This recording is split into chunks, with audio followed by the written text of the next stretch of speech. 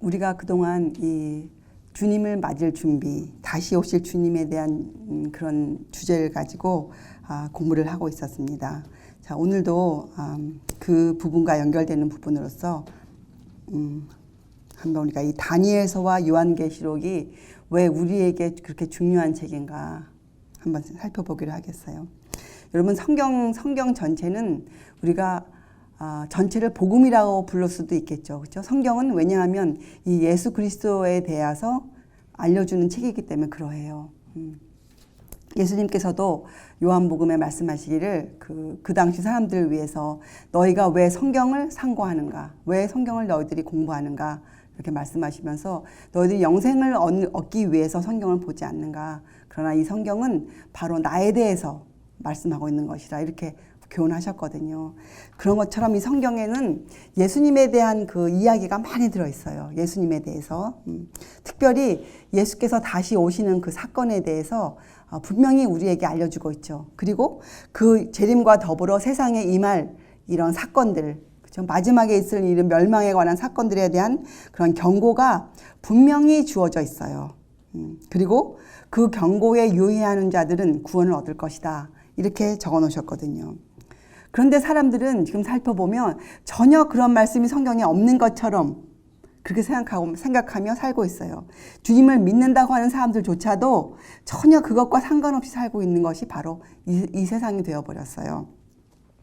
예수께서 계실 당시에도 예수님께서 이제 곧 얼마 안 있으면 십자가에 돌아가실 것을 아시고 그렇잖아요. 제자들에게 그 십자가에 대해서 가르치셨죠. 그렇죠. 자, 그럴 때 제자들의 반응이 어떠했습니까? 제자들이. 예, 베드로는 어떻게 답했어요? 절대로 그렇게 되지 않겠노라. 돼서는 안 된다. 이렇게 이제 맞고 나가지 않습니까? 그런 것처럼 우리 앞에도 앞으로 우리의 인류가 어떻게 될 것이다에 대한 자세한 역사가 분명히 공개되어져 있어요. 그렇죠? 그건 다른 말로 하면 언제쯤 이 은혜의 기간이 끝날 것이다. 여러분, 다니엘서가 중요한 이유는 바로 이 기간적 예언이 들어가 있기 때문에 그래요. 다니엘서에는 기간적 예언. 이 다니엘서에 보면 70주일, 490일, 2300일 이런 그 기간적 예언들이 나와 있어요. 기간적 예언들. 이것들이 왜 중요한가? 우리가 주님이 오실 정확한 때와 시간은 우리가 모르죠. 그러나 하나님께서는 우리에게 이 예수님의 다시 오심과 더불어 일어날 사건들에 대해서 우리를 막연하게 놔두시지 않으셨어요. 징조들과 그 즈음에 관해서 알 수 있는 이런 기간적인 예언들을 주셨어요. 그래서 그 전에 다니엘서에 보면 그 예수님의 선민이었던 또 성민이었던 그 이스라엘 백성들을 위한 그 은혜의 기간의 끝이 분명히 나와 있거든요. 다니엘에게 너와 내 백성을 위한 기간을 주셨어요. 다니엘에게. 근데 그 당시 유대인들이 여기에 대해서 자세히 제대로 성경을 공부하지 못했기 때문에 어떤 일이 있었습니까? 예, 그 예루살렘이 멸망할 때에도 그들은 예수님을 밝히 볼 수가 없었어요.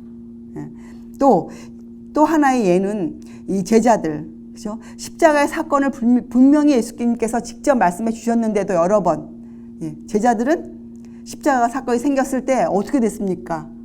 너무나도 놀라서 그들이 낙심할 수뿐이 없게 되어버렸어요.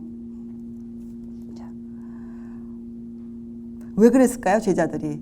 그 유대인들과 제자들이 성경에 밝히 제시되어져 있는 것임에도 불구하고 왜 그들이 몰랐었을까요? 왜 그들이 전혀 기대도 하지 않았을까요? 두 가지로 성경은 얘기하고 있습니다. 사람들이 미래를 바라보는 안목이 잘못되어 있을 때, 그렇죠? 성경에는 분명히 인류의 역사가 들어가 있어요. 특별히 그 시대마다 그들의 앞날에 대해서 설명해 놓고 계시거든요. 여기에서 우리가 안목을 가져오지 않으면, 미래를 바라보는 안목을 가져오지 않으면 우리는 잘못된 것을 바라볼 수뿐이 없어요.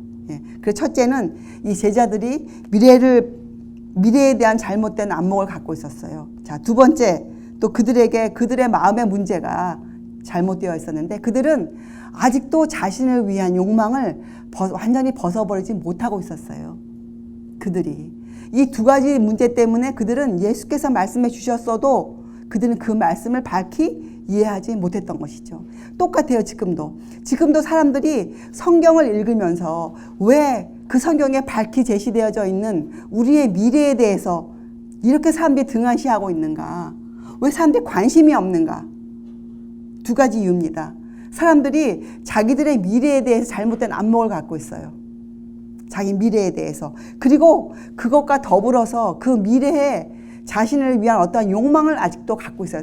자그마한 것일지라도 그 욕망을 마음에 갖고 있기 때문에 이 두 가지 문제 때문에 성경에 다니엘서와 요한계시록을 통해 우리의 미래를 밝히 적어 놓으셨어도 그것이 주의 말씀임에도 불구하고 그 말씀이 우리에게 능력으로 다가오지 못하는 것은 우리의 잘못인데 두 가지 이유 때문에 그러하다. 성경은 예전의 예를 통해서 제자들을 통해서 이렇게 우리에게 밝히고 있어요. 첫째, 여러분들이 성경을 통해서 여러분의 미래에 대한 올바른 안목을 가지고 와야 돼요.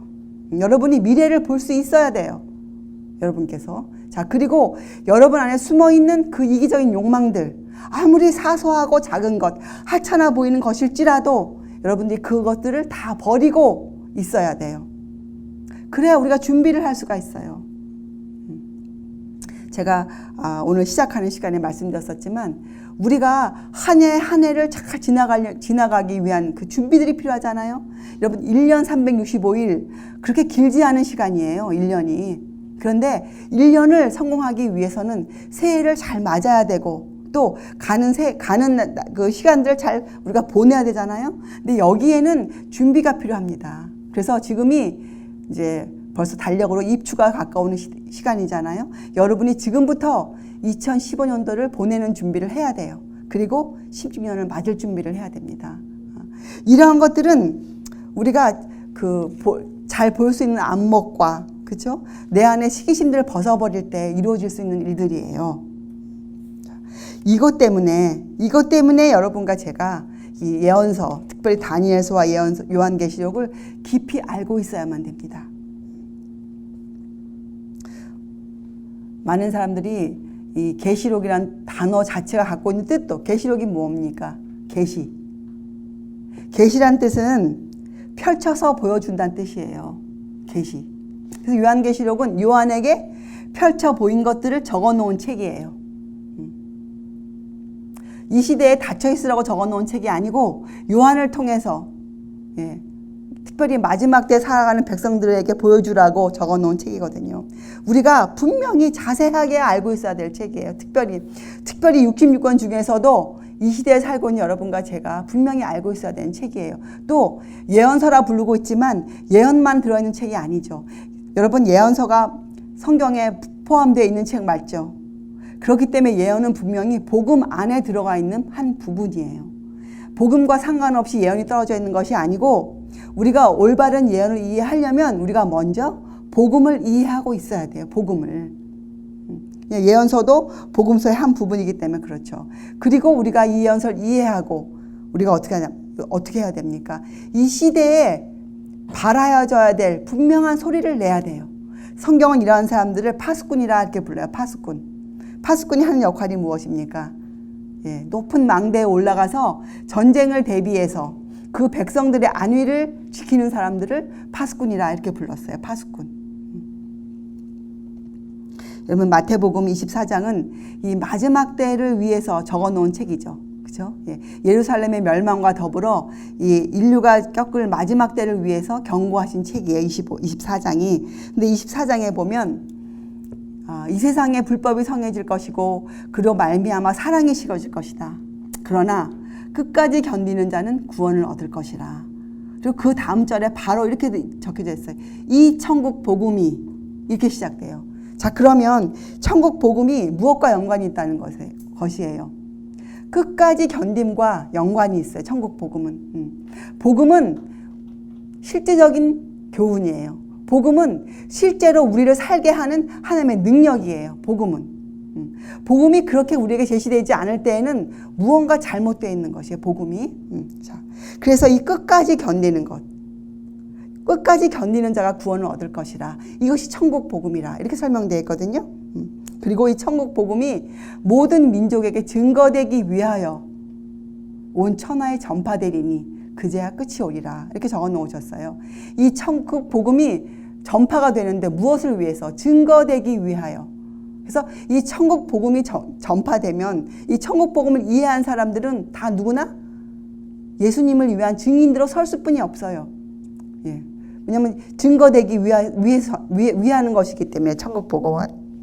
그래서 여러분 이 주제, 이 천국 복음을 전하는 이 주제 안에는 다니엘서와 요한계시록이 분명히 들어가 있는 것이에요. 그리고 이 주제를 우리가 전파하는 데는 여러분과 저의 많은 수고가 따르죠. 쉽사리 할 수 있는 일들은 분명히 아니에요. 그리고 우리는 세상 앞에 분명히 우리가 통보를 해야 될 일이 하나 있는데 주의 날은 어떻게 온다고 적혀져 있습니까? 주의 날은 예기치 않게 아무도 기대하지 않은 때에 호련히 갑자기 주의 날이 임할 것이라는 것을 우리가 세상에 알려야 돼요. 그리고 여러분과 저처럼 이런 것들을 공부하고 마음을 깊이 들이고 있는 사람이라 할지라도 이 문제에 대해서 안전한 사람이 한 명도 없어요. 우리가 항상 깨어있지 않으면 우리가 이 문제에 대해서 굉장히 앞으로 놀랄 일만 생길 것이에요. 그래서 우리가 이 일을 위해서 준비하고 우리가 스스로 깨어있고 말씀을 읽고 전하고 사는 모든 문제에 있어서는 굉장한 수고가 따릅니다. 자, 그래서 여러분과 저가 저번 시간에 무엇을 공부했다가 특별히 요한계시록 14장. 여러분 우리가 어떤 책을 읽을 때에는 그 책의 주제들을 알고 읽어야 돼요. 그렇죠? 그저 그작적 무작정 읽는 것이 아니거든요. 요한계시록 여러 번 읽다 보면 그 주제들이 떠올라요. 자, 12장, 13장, 14장이 주제예요. 요한계시록에. 하나님이 이것을 여러분이 항상 기억하셔야 돼요. 하나님이 인류에게 경고하시고 책망하시고 교훈하시는 데는 다 목적이 있으세요. 무슨 목적으로 책들을 통해 우리를 경고하십니까? 우리를 구원하시기 위해서예요. 우리를 멸망토록 내버려 두시기 위한 것이 아니고 우리를 구원하시기 위해서 이런 책들을 마련해 놓으실 거거든요. 자, 그래서 이 책을 여러분들이 그런 안목으로 책들을 읽으셔야 돼요. 그래서 요한계시록에는 12장은 무엇이 적혀져 있습니까? 누가 하나님의 백성인가? 어떠한 사람들을 하나님의 남은 자손이라 부를 수 있는가를 위해서 역사적으로 설명해 놓았어요. 그래서 여러분들이 읽고 그 12장에 여러분이 지금 하고 있는 일이 합당치 않으면 여러분들이 어떻게 합니까? 빨리 돌아가서 회개하셔야 돼요. 하나님 앞에. 그죠? 12장은 누구를 내가 특정한 어떤 교단에 속해 있고 내가 이스라엘 백성의 피를 갖고 있기 때문에 내가 하나님의 선민이라 부를 수 있는 것이 아니라 내가 하나님의 남은 자손이라 부를 수 있을 때에는 성경에서 말씀하시고 있는 그대로 따라야만 됩니다. 이것이 12장의 말씀이에요. 자, 그리고 그 백성을 알려주고 우리에게 13장은 어디에 대한 이야기입니까? 이 세상에 존재하고 있는 여러 가지 세력들에 대해서, 주된 세력들에 대해서 설명해 놓고 계세요. 그래서 그것은 하나님을 대적하는 세력과, 그죠? 세력들에 대해서 자세히 설명해 놓았어요. 짐승이 누구고, 짐승의 우상은 무엇이고, 이런 것들 설명해 놓았어요. 13장에. 그리고 14장 시작이 14만 4천으로 시작해요. 12장에 나와 있는 이 하나님의 백성의 남은 계보를 갖고 있는 14만 4천을 설명해 놓으시고 나서 곧 이어서 이 세상에 전해지는 하나님의 마지막 경고가 나와 있어요. 그리고 경고가 끝나면 이 추수, 마지막 때에 있을 추수가 적혀져 있습니다. 이렇게 12장과 13장과 14장이 이 요한계시록의 주제예요. 가장 큰 우리가 꼭 깨달아야 알아야 하는 다른 권들을 통해서 다른 그 장들을 통해서 우리가 포커스를 둬야 되는 것이 12장, 13장, 14장이에요. 자, 그런데 이 14장에 특별히 여러분과 제가 듣고 깨달아야 하며 또 전해야 하는 그런 기별들이 소식들이 나와 있어요. 우리가 그것에 대해서 공부했죠. 첫 번째 우리가 메시지를 뭐라고 불렀습니까? 첫째 천사의 메시지. 그렇게 표현되어 있기 때문에 성경에. 또 두 번째는 둘째 천사의 메시지. 세 번째는 셋째 천사의 메시지. 이렇게 엮어져 있는 기별들이 있어요. 이것을 세 천사의 메시지라 이렇게 우리가 불렀어요. 자, 이 셋째 천사의 메시지가 세상에 전해지는 마지막 하나님의 경고세요. 그 경고가 무엇이었습니까? 너희는 짐승의 표를 받으면 안 된다 였습니다. 그렇죠? 그래서 여러분과 저는 이 짐승의 표에 대해서 정확히 알고 있어야 돼요. 짐승의 표에 대해서. 그렇게 하려면 우리가 무엇을 알아야 됩니까? 짐승이 누구인지, 세상에 어떠한 세력들이 존재하고 있었는지, 또 지금은 어떤 세력이 하나님을 대적하여 서 있는지, 이런 것도 우리가 자세히 알아야 되죠. 그리고 그 짐승이 자기의 세력을 확보하기 위해서, 또 자기의 세력으로 세상을 끌어가기 위해서 내리는 그 짐승의 우상이 무엇이고, 또 그 표는 무엇인지, 이런 것도 우리가 자세히 알아야 됩니다. 이런 것들을 우리가 자세히 알기 위해서 어떻게 해요? 우리가 그동안 공부했습니다. 우리의 신앙이 성장하고 있어야 된다. 그래서 우리가 마음을 살펴야 되고, 그렇죠? 또 우리가 어떻게 해요? 성령께서 직접적으로 나에게 역사하실 수 있도록 우리가 하나님과 협력할 준비를 갖추고 있어야 된다. 그 준비가 바로 마음을 살피는 것이었어요. 그렇죠? 그래서 우리가 마지막 때 설 수 있는 하나님의 능력, 은사를 받을 수 있는 준비를 갖추고 있자. 우리가 이런 것들을 공부했죠. 그리고 오늘 이 시간에는 그러면 성경은 세상에 앞으로 있을 일들에 대해서 어떠한 말을 하고 있는가 우리에게. 그렇죠? 많은 일들이 있어요. 세상에 전쟁이 많아질 것이고 재난이 따라올 것이고 천연계가 재난을 불러올 천연계를 통한 재난들이 올 것이고 이런 것들이 전부 다 이 말세를 위한 말세의 징조로서 우리가 주신 것이거든요. 자, 그러면 우리는 직접적으로 이 땅에 어떠한 일들이 있을 것인가에 대해서 우리 역사를 한번 살펴보기로 해요. 우리가 지금 2015년도에 살고 있지 않습니까? 우리는 분명히 이렇게 분명히 흐르고 있는 이 시간표를 갖고 있는 사람들이에요. 우리가 아무런 시간표도 없이 그저 떠돌아 사는 사람들이 아니고 하나님께서 허락해 주신 인류의 역사의 시간표를 갖고 있거든요. 그것을 항상 우리가 기억해야 돼요. 자, 그래서 우리가 이 과거를 돌아보는 것이 우리 신앙생활 굉장히 유익하죠. 이 일을 위해서 우리가 또 무엇을 살펴보았습니까? 우리의 1840년 빌라델비아 시대를 지나서 라오디게아 교회가 시작하는 그 시점에 있었던 큰 재림운동에 대해서 여러분과 제가 살펴보았죠. 실제적으로 이 미국에 또 유럽에 아프리카 대륙에 정말 이 재림운동이 1800년도에 있었어요. 초반기에. 초반기부터 1840년도까지 그 큰 재림운동이 그때 일어났었거든요. 이 재림운동을 하셨던 분들이 정말 신실한 분들이었죠. 그러나 그들이 아직도 알아야 될 많은 그런 성경의 그 가르침이 있었기 때문에 하나님이 우리에게 지금 은혜의 시간을 연장시키고 계신 거예요. 자, 이 재림운동과 더불어서 하나의 그 재림을 믿는 예수께서 다시 오신다는 이 사건을 믿는 특별한 백성들이 생기게 되었어요. 특별히 이 청교도 나라인 미국에 재림을 신실하게 믿는 주의 백성들이 생겨나기 시작했어요. 근데 여러분 항상 우리가 살펴보면 참 진리가 떠오를 때 항상 사단은 무엇을 또 준비해서 갖고 나옵니까?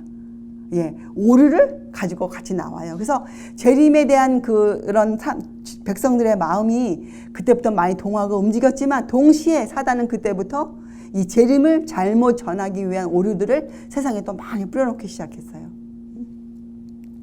그래서 이 재림운동이 열심히 굉장히 크게 불타오르고 있는 바로 그때, 그러니까 1880년 말과 1890년 초기, 그때는 이 재림을 신실히 믿는 백성들이 막 피어나고 있을 때였거든요. 그때 미국의 역사를 살펴보면, 실제적으로 살펴보면 하나님의 날을 이제 로마 천주교가 바꿔놓았잖아요. 로마 천주교가. 근데 이 재림을 신실히 믿는 사람들이 생기면서 주님의 날을 닦아놓자, 예비하자, 이러한 운동이 불면서 사람들이 마음을 성경으로 다시 돌이켰어요. 그들이 돌이키면서 그들이 종교개혁 당시에 찾아내지 못했던 하나님의 날에 대한 것을 빛을 받기 시작했어요. 그러니까 그것은 우리가 여러분이 공부했지만 첫째 천사와 둘째 천사의 기별을 통해서 그들이 이 영원한 복음에 대한 주제를 그들이 공부하면서 그들이 하나님의 날에 대한 것을 그들이 받기 시작했어요. 그래서 그때에 가서야 비로소, 그때가 되어서야 비로소 이 세상에 안식일에 관한 빛이 던져지기 시작했어요. 그 전까지는 이 하나님의 날이 잘못되었다는 것에 대한 빛이 세상에 전해지지 않고 있었어요. 근데 이 예수님의 다시 오심을 찾는 귀한 백성들이 생겨날 때 하나님께서 그들에게 그 빛을 주셨어요. 우리가 그 전에 공부했지만 이 빛, 진리를 받는다. 어떠한 진리가 새로 들어올 때에는 그 진리를 받을 만한 백성들이 준비되어 있어야 그 빛이 인류에게 던져져요. 빛이 다가와요. 그것처럼 그 당시에 재림을 열심히 사모하는 사람들이 하나님의 참 백성이 준비되어져 있을 때 그때 이 안식일에 대한 빛이 세상에 던져지기 시작했어요. 사람들이 성경을 연구해서 하나님의 날이 잘못 그동안 전해졌구나. 참 하나님의 날은 하나님께서 구약을 통해서 인류에게 제시한 창조 시에 백성에게 제시한 또 인류가 역사적으로 아주 조그만 명맥이지만 지키고 있었던 바로 그 제7일이 하나님의 거룩한 날이구나 하는 이러한 그 진리가 그 당시에 이제 전파되기 시작했어요. 그래서 많은 사람들이 하나님의 날을 과감하게 잘못된 날을 버리고 올바른 날로 돌아오는 그런 일들이 많이 그 당시에 생기고 있었어요. 1880년 40년 후부터 시작해서 1880년 말과 1890년 이때 굉장히 많은 그런 일들이 일어나기 시작했어요. 자, 그때 이 미국 정치계에도 그러한 일들이 많이 생겼어요. 정치계에도 그 당시 미국에 이 그 알코올 이 술집들이 많이 생겼었거든요. 근데 이 재림운동을 많이 하면서 술집들이 많이 문을 닫고 이제 그런 일들이 많이 생기면서 어떠한 일이 사람들 마음에 이제 들어오기 시작했냐면 정말로 하나님을 잘 믿어야겠다. 정말로 하나님을 제대로 믿어야겠다. 이러한 일이 생겼어요. 근데 또 마침 그런 마음과 더불어서 어떠한 법이 하나 제정되기 시작했는데 많은 경우에 사람들은 어떠한 일을 하면서도 사실은 그 일이 이끌어가는 목적을 모르고 할 때가 참 많아요. 그 당시에도 그랬어요.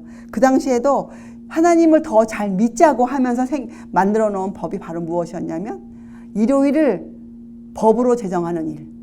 그러니까 여러분 하나님이 우리에게 주신 그 제7일 안식일, 하나님의 날, 거룩한 날, 제4계명, 안식일을 기억하여 거룩히 지키라. 이런 하나님의 계명은 무슨 법입니까? 이 계명은 하나님이 우리를 다스려 가시는 법은 어떤 법이에요? 하나님께서 여러분과 저를 하기 싫은 우리들을 억지로 우리의 팔목을 붙잡아서 또는 우리의 발목을 부러뜨려서 우리를 하늘로 데려가실 것이 절대로 아니시잖아요. 어떻게 하십니까? 하나님이 창조 때부터 우리를 만들어 놓으시고 지금 무엇을 기다리세요? 우리가 자원하여 우리가 기쁨으로 주께 돌아가기를 지금 기다리고 계시잖아요. 그렇죠? 그래서 하나님이 제정하신 법은 하나님께서 우리를 다스리기 위해서 주신 법은 도덕법이에요. 이것은 강제하는 법이 절대로 아니고 도덕적으로 윤리적으로 우리의 마음이 그 법에 굴복되어질 때만 지킬 수 있는 법이 바로 하나님의 법이에요. 또 하나님은 그 법이 지켜질 수 있도록 우리를 이끌어 주시고 우리를 기다리고 계세요. 이것이 법이에요. 법.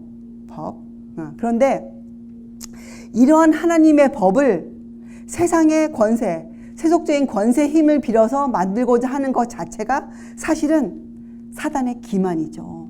잘못된 것이에요. 그죠? 하나님 그렇게 안 하세요. 그래서 예수께서도 이 땅에 사람으로 오실 분이 없으셨어요. 그런데 이 1880년도 말, 1890년도 초기에 재림운동이 열심히 세상에 확산되어지고 있을 그때 사단은 한 법을 제정하게 하도록 사람들을 축동하고 부추겼어요.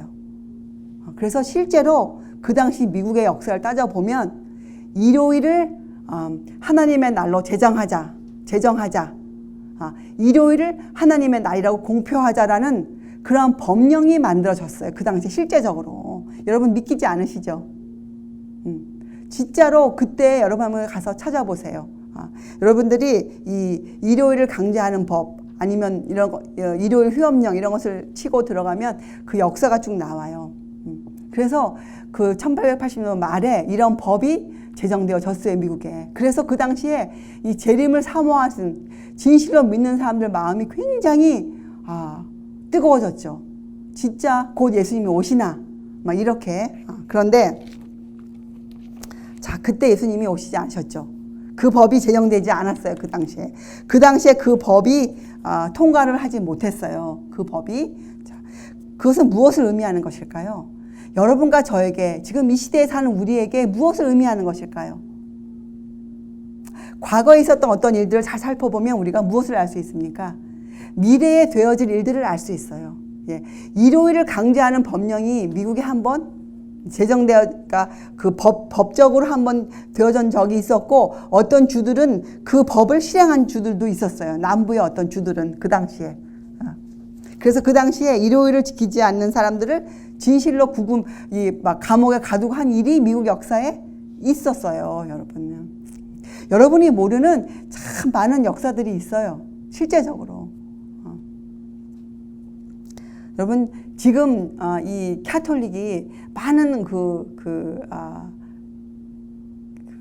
사람들이 많이 천주교를 믿고 또 천주교를 옹호하고 이런 일이 많이 있지만, 이 1950년도만 해도 미국에서 천주교를 믿는다는 말을 함부로 하지 못했어요. 그 정도로 미국에서 천교도의 나라였기 때문에 굉장히 천주교를 인정하지 않았어요. 그 정도로. 그랬는데 지금 불과 60년 흐른 지금 이 60년이면 결코 긴 세월이 아니잖아요. 60년이면. 그런데 지금 우리 입장에서 볼 때 천주교를 굉장히 사람들이 옹호하고 굉장히 많이 믿고, 그러니까 우리가 얼마나 이 과거에 대해서도 우리가 참 잘 모르고 있는지 몰라요. 우리의 역사인데도, 우리가 살고 있는 이 땅의 역사인데도. 그래서 여러분들이 이런 것들을 알아보셔야 돼요. 그래서 이 미국에 이 일요일을 강제하는 법령이 있었어요. 그리고 그런 법들을, 이것을 법령으로 제정해서 지키는 주들도 있었고, 사실 여러분과 우리가 지금 살고 있는 이 뉴저지에도 어떤 법이 있습니까? 지금은 그 법이 시행되고 있지 않지만, 법이란 것이 시행된다는 것은 어떠한 그러니까 강요하는 힘, 이런 것을 실행하는 힘이 있어야 되는데, 아직은 그 법이 없지만 뉴저지에도 썬데이 로라는 법이 있어요. 그것이 바로 일요일, 한국말로 풀었으면 일요일 휴업령이에요. 썬데이 로가 뭐냐면, 썬데이에는 모든 그 영업체들이, 사업체들이 문을 닫아야 한다. 이런 법이 뉴저지에도 있어요. 썬데이 로라고 불려지는 법이. 그래서 여러분, 우리는 지금 특별히 마지막에 또 여러분과 저처럼 예수님의 다시 오심을 위해서 우리가 살고 있다. 다시 오심을 기다린다. 정말 이렇게 마음을 먹고 여러분들이라면 우리의 과거에 일요일 휴업령, 일요일을 강제하는 법령이 통과될 뻔한 일이 있었다는 것을 분명 우리가 알고 있어야 돼. 그러니까 이것은 의식하고 있어야 되는 것이에요. 여러분, 깨어있다는 뜻이 뭡니까? 우리가 어떻게 24시간 잠을 안 자고 깨어있을 수 있겠어요? 이 깨어있다는 비유는 무엇이냐? 우리의 의식이 깨어있는 거예요. 여러분의 생각이, 사고가 깨어있는 것이에요. 예. 여러분이 생각할 수 있는 사고력이 움직이고 있다는 것을 말해요. 그래서 이 일요일 휴업령, 썬데이 로가 미국에 존재하고 있다는 것을 여러분 잊어버리시면 안 돼요. 썬데이 로. 지금도 여러분 코스코에 가면 일요일 날 무엇을 살 수 없습니까? 여러분 가셔보면 어떤 데 이렇게 노란 줄로 묶어져 있죠. 코스코가. 그게 뭐예요? 썬데이 로를 아직 조금 열어준 거예요. 썬데이 로에는 일요일 날 무엇만 팔 수 있어요? 먹는 것만 허용하는 것이에요.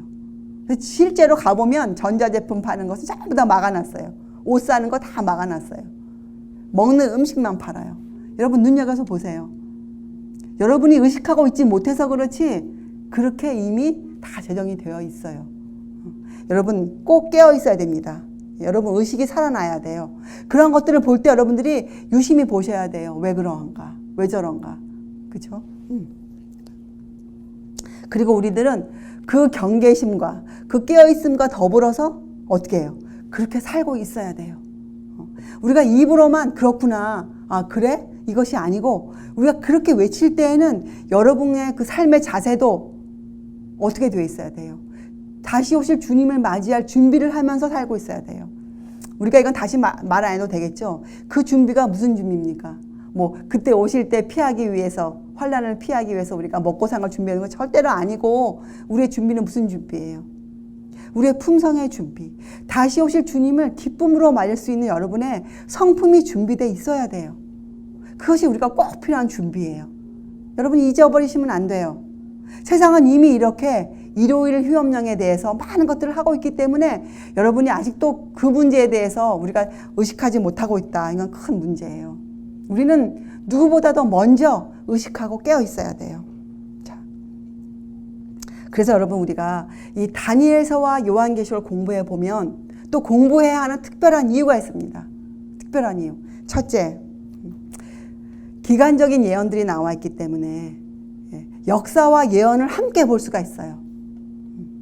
세상에 어떠한 역사책을 공부해도 다니엘서나 요한계시록을 통해 얻는 그런 유익을 얻어올 수가 없어요. 아무리 높은 역사 공부를 끝마쳐도 다니엘서와 요한계시록을 공부하지 아니하면 지금 내가 어디에 위치해 있는지를 알 수가 없어요. 나 자신이 어디에 위치해 있는지. 그런데 다니엘서와 요한계시록을 공부해 보면 내가 이 세상 역사에, 그것도 하나님의 시간표 안에 내가 지금 어디에 서 있다. 그리고 지금 하늘에서는 어떠한 일들이 이루어지고 있다를 분명히 알려줘요. 다니엘서, 요한계시록은.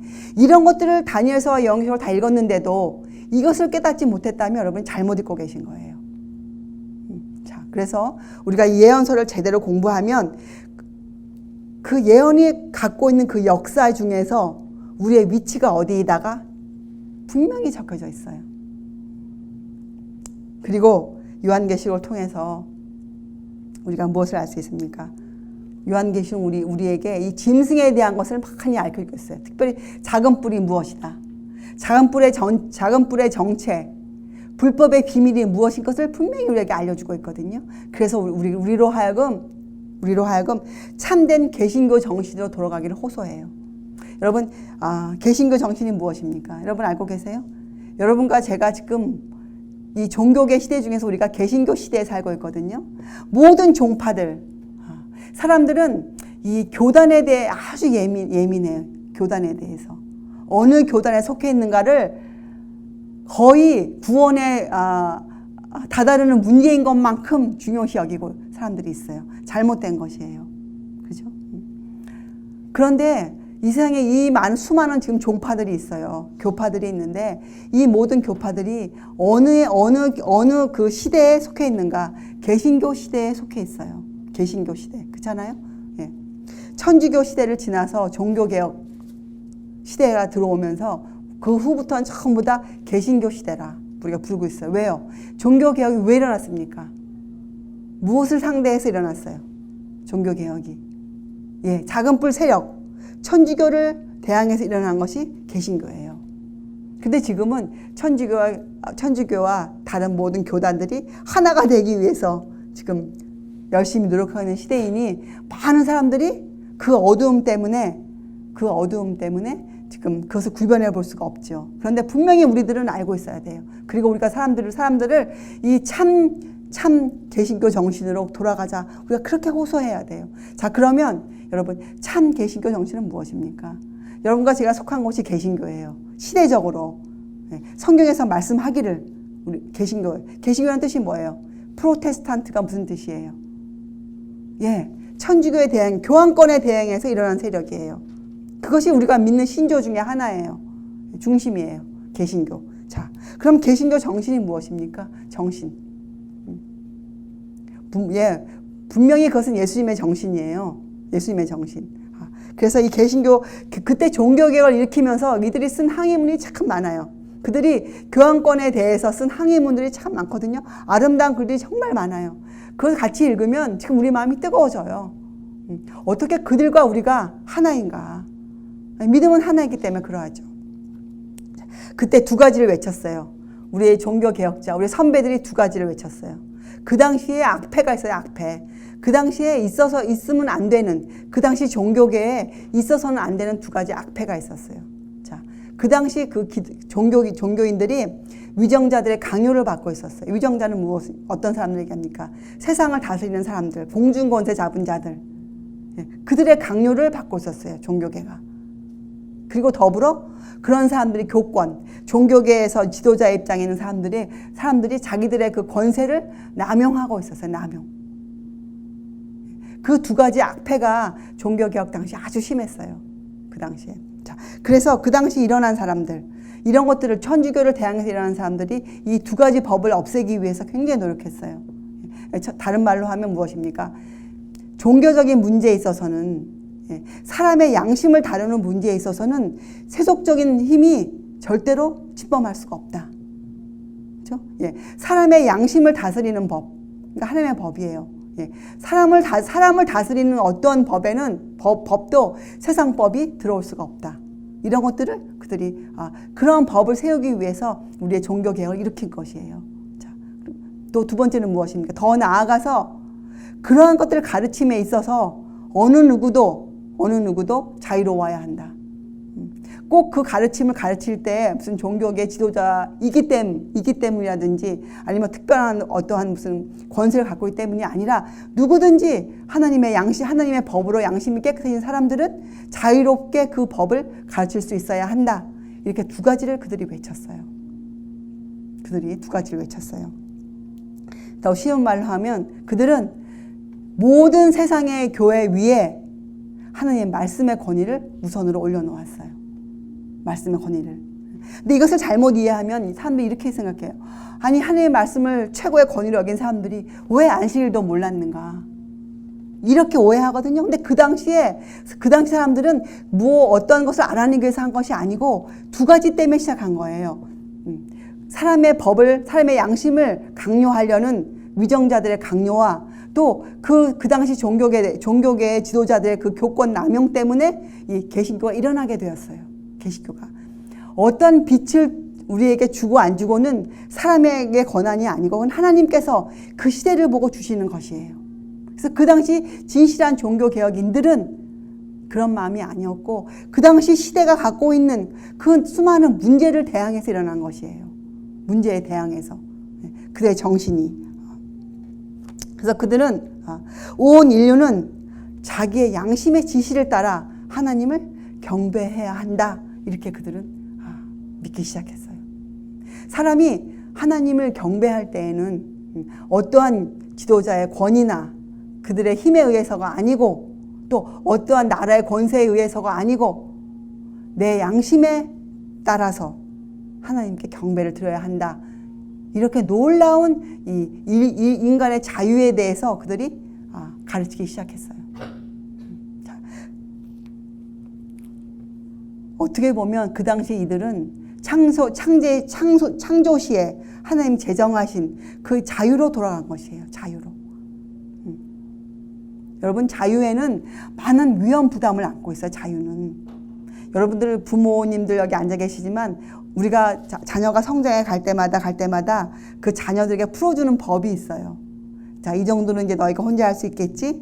이거 쉽게 주는 거 아니에요. 그거 줄 때 부모 마음에는 굉장한 위험 부담을 안고 주는 것이에요. 혹 내 자녀가 실수할 수도 있는 경우가 있기 때문에 그것을 알고 주는 것이에요.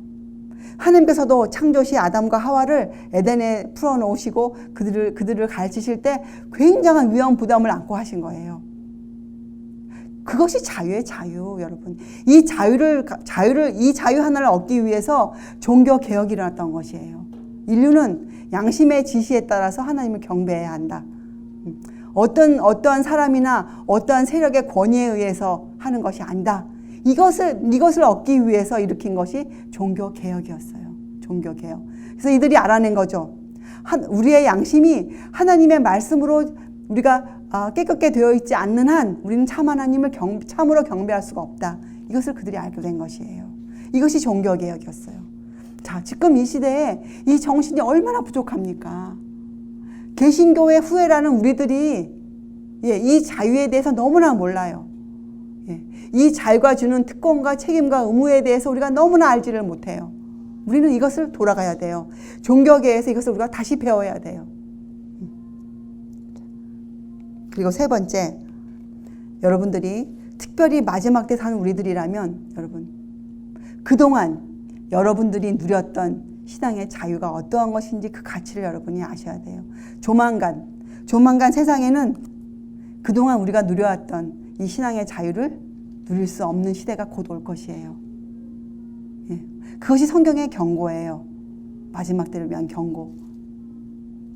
그것 때문에 우리가 준비를 하고 있어야 되는데 이 준비를 하기 위해서 3가지가 필요합니다. 첫째, 다니엘서와 요한계시록을 통해서 우리의 위치가 어디인지 여러분이 아셔야 돼요. 정확히. 그리고 2번째, 참된 개신교 정신으로 여러분이 돌아가셔야 돼요. 그러려면 첫째, 개신교의 정신이 무엇인지 아셔야겠죠. 그렇죠? 우리의 양심을 지배하는 법은 하나뿐이 없어요. 하나님의 법. 거기서 얻는 자유를 얻어야 돼요. 여러분들이. 자, 그리고 3번째, 그동안 여러분들이 누렸던 신앙 자유. 그렇죠? 이것이 무엇이었던가, 이 가치가 얼마나 소중한 것인가를 여러분들이 아셔야 돼요. 이 3가지를 여러분들이 잘 지켜나가면 우리가 주님 맞을 준비를 잘 해놓을 것이에요. 우리 앞에는 2가지뿐이 안 놓여 있어요, 여러분. 하나는 영원한 생명이 놓여져 있고 다른 한편에는 영원한 죽음이 놓여져 있죠. 둘째 사망은 영원한 죽음 아닙니까? 그렇죠? 2가지. 영원한 생명은 무엇이에요? 생명으로 생명에 이르는 향기 나는 그러한 것이고, 영원한 죽음은 무엇이에요? 사망에서 사망으로 이르게 하는 죽음의 냄새가 나는 그 2가지뿐이 우리 앞에 놓여져 있지 않아요. 다른 무엇이 없어요, 여러분. 그래서 여러분들이 자신을 살펴볼 때 여기에 대해서 여러분의 열성의 그 농도를 한번 측정해 보세요. 여기에 대해서 여러분의 그 열성이 얼마만한가? 혹시 여러분의 열성은 세상을 향해 열려져 있지 않은가? 세상에서 먹고 사는 일에 열려져 있지 않은가? 여러분의 그 열성이, 이런 것들 여러분들이 찾아보셔야 돼요. 지금 나는 내 그 믿음의 농도는 어떠한가? 그렇죠? 라오디게아 교회 시대의 사람들의 문제가 뭐였어요? 뜨겁지도 않고 차갑지도 않은 것이 문제였거든요. 지금 내 열성은 어떠한가? 사실은요, 실수를 하더라도 앞으로 달려가는 사람이 훨씬 더 유익이 많아요. 나는 다 할 때까지 기다리겠노라 는 자세보다 조금 알았을 때 거기에 충실하게 달려가는 사람이 훨씬 더 유리해요. 자, 열성이 참 중요해요. 열성. 그리고 내 삶에는 경건의 능력이 있는가? 내 삶에는 경건의 능력이 있는가? 이것도 여러분이 항상 재어보아야 돼요. 자, 그리고 또 한 가지, 하나님을 향한 나의 헌신은 어느 정도인가? 정말 나는 내 모든 것을 내어놓았는가? 내 식구와 내 처자와, 그렇죠? 내 재산과 내 시간과 내 마음과 모든 것을 내어놓았는가? 이런 전적인 헌신. 정말 난 그렇게 하고 있는가? 이런 것들을 살펴보셔야 돼요. 마음을 살펴보실 때. 그렇죠? 여러분, 우리는 지금 허비할 시간이 없어요. 낭비할 시간이 없습니다. 시간이 정말 남아있지 않아요. 그레이스 피리어드라니까요. 정한 때가 있는 그런 은혜 기간이에요. 마냥 있는 것이 아니에요, 여러분. 네, 시간을 허비하지 말아야 됩니다. 여러분의 신앙은 항상 더 거룩하고 더 고상한 상태로 다다르기 위해서 올라가고 있어야 돼요. 여러분의 믿음이 올라가고 있어야 돼요. 그리고 하나님이 여러분에게 빛을 주시잖아요. 여러분이 성경을 통해서 빛을 알아가시잖아요. 그러면 그 빛에 상응하는 여러분의 헌신이 요구되어져요, 항상. 내가 이만큼은 성경을 통해서 깨달았습니까? 지금 여러분이 무언가를 남들이 알지 못하는 무언가를 깨닫고 계세요? 그러면 그에 따르는 여러분의 헌신이 눈으로 보여져야 돼요. 여러분, 지금 계시록 7장에 보면 이렇게 표현되어 있죠. 네 천사가 땅 네모특에 서서 어떻게 하고 있습니까? 바람을 붙잡고 있는 것으로 표현되어 있어요. 지금은 여러분 안연히 처할 때가 아니에요. 지금 평안한 때가 절대로 아니에요. 여러분과 저의 마음은 편안해야죠. 우리의 마음은 주님 안에서. 여러분, 다니엘이 그 놀라운 그 하나님의 이상을 받았을 때 천사가 맨 처음 한 말이 무엇인 줄 아세요? 천사가 다니엘에게, 가브리엘 천사가 예언을 해석해 주면서 다니엘에게 한 말이 있어요. 두려워 말라. 편안하라. 근데 그 평안은 이런 삶의 평안이 아니에요. 마음의 편안이에요. 왜요? 그리고 한 말이 강건하라, 강건하라 해요. 다니엘에게. 우리에게도 맞는 말씀, 우리에게 주신 말씀이에요. 왜? 다니엘이 받은 그 이상을, 예언을 다니엘이 이해하지 못했잖아요. 누구에게 주신 예언이었어요? 마지막 때 주신 예언이었거든요. 다니엘서의 예언들은. 자, 그 여러분 우리가 알아야 돼요. 그리고 다니엘이 왜 그런 자기랑 상관없는, 결코 자기의 때가 아닌 그 먼 미래의 예언을 다니엘이 왜 받습니까? 여러분 다니엘이 왜 받습니까? 여러분 다니엘서 공부해 보셨다면 여기에 대해 답을 하셔야 돼요. 다니엘이 왜 그 예언을 받을 수 있게 됩니까? 왜 다니엘이 그런 자격을 갖추게 됐습니까? 다니엘은 그 당시 주셨던 예언, 예레미야를 통해서 주신 그 70년에 대한 그 예언을 너무 알기를 원해서 다니엘은. 그죠? 다니엘은 자기 백성의 미래가 어떻게 될 것인지 거기에 대해 너무나 노심초사하고 항상 자기 백성이 하나님께 돌아가기를 너무나 원하고 있었어요. 다니엘이 그런 믿음을 갖고 있었기 때문에 다니엘은 더 큰 빛을 받은 사람이었어요. 여러분이 성경에서 어떠한 것을 알기를 원하세요? 그럼 여러분들이 거기에 상응하는 사람이 되어야 돼요. 그런 마음을 갖고 있어야 돼요. 올바른 마음 자세가 있어야 돼요. 그리고 그 계시록에 보면 그 나무를 붙잡고 있는 이유가 그러니까 바람을 붙잡고 있는 이유가 뭐라고 나옵니까? 계시록 7장에. 그 천사들이 지금 굉장히 바빠요. 천사들은 지금 천사들 할 일이 엄청 크거든요. 천사들이 그 바람을 붙잡고 있는, 세상의 바람을 붙잡고 있는 이유가 뭐예요? 3절에 보면 하나님의 종들의 이마에 인을 치는 시간을 주기 위해서. 그래서 은혜의 기간은 무슨 기간입니까? 인치는 기간이에요. 인치는 기간. 은혜의 기간은 심판이 지나가는 시간이에요. 은혜의 시간은. 그래서 여러분 셋째 천사의 기별, 셋째 천사의 메시지는 심판의 기별이거든요. 그리고 인치는 천사가 어떻게 해요? 단을 묶는, 그래서 이미 묶어서 어떻게 해요? 인쳐서 하늘 곳간에 갖다 놓는 그 일을 하는 것이 바로 셋째 천사, 짐승의 표 환란을 전하는 자들의 기별이에요. 아무나 하는 일이 아니죠. 천사들이 지금 하고 있는 일이나 여러분과 제가 하고 있는 일이 정신이 어떻게 같아야 될까요? 달라야 될까요? 같아야 돼요. 천사들이건 우리들이건 전부 다 하나님의 뜻에 따라 움직이잖아요. 한 가지예요. 지금은 하나님의 백성들에게 종들의 이마에 인을 받기 위해서 세상이 움직이고 있어요. 하늘이 움직이고 있어요. 천사들이 움직이고 있어요. 예, 인쳐주기 위해서. 이만큼 지금은 끝이 가까운 때예요. 자,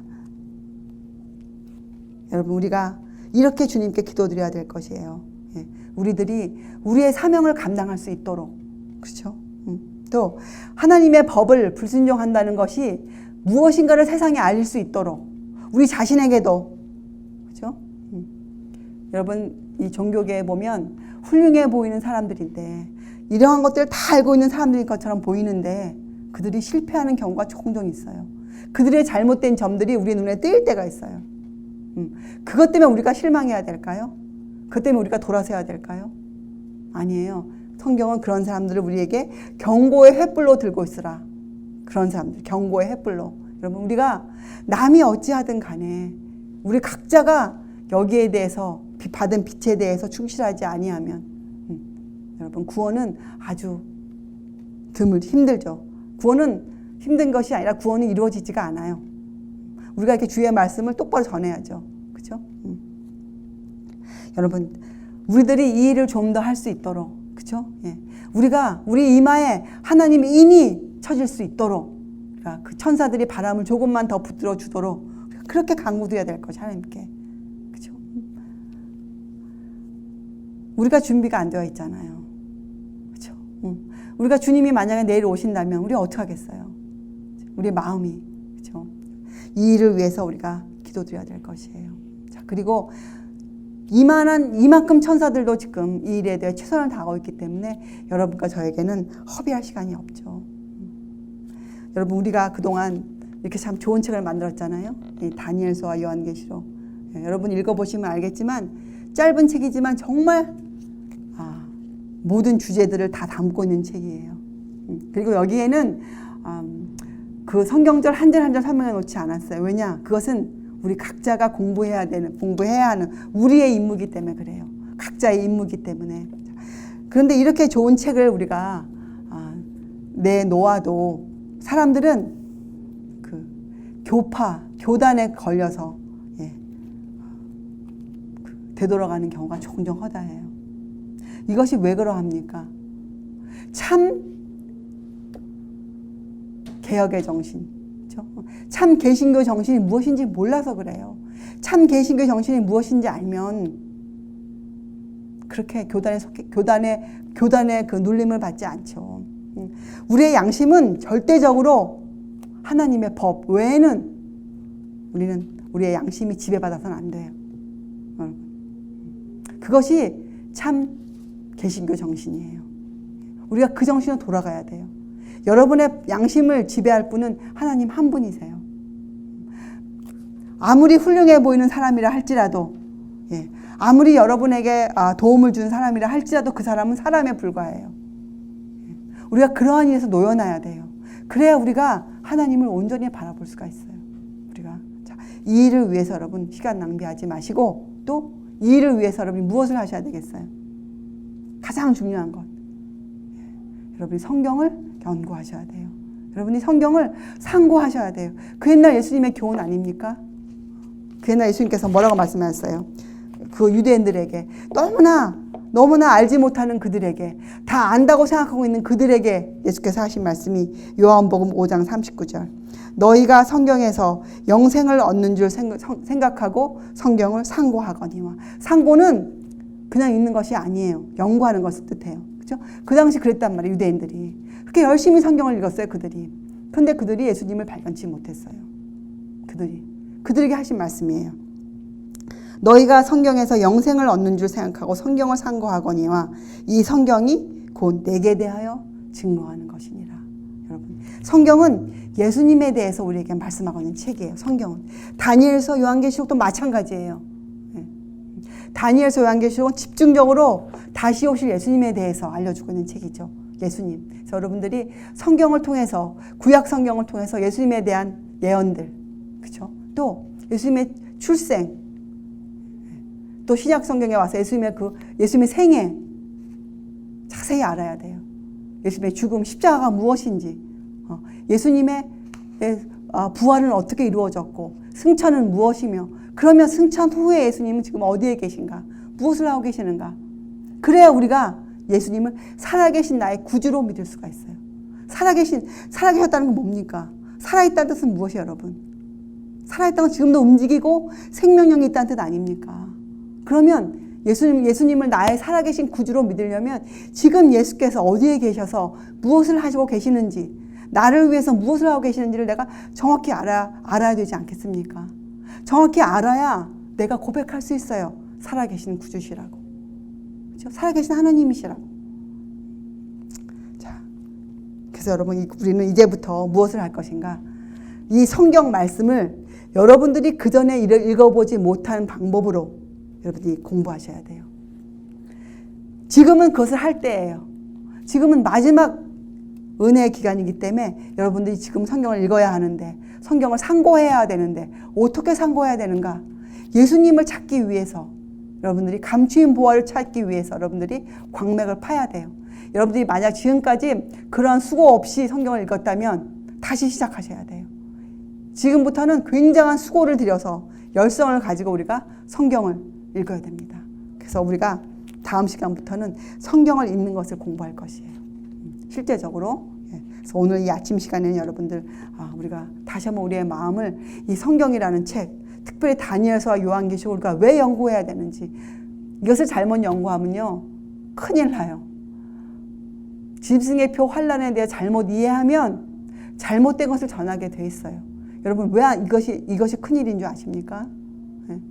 셋째 천사의 기별, 우리가 공부했죠는 어떤 기별이라고요? 이것은 인을 치는 기별이에요.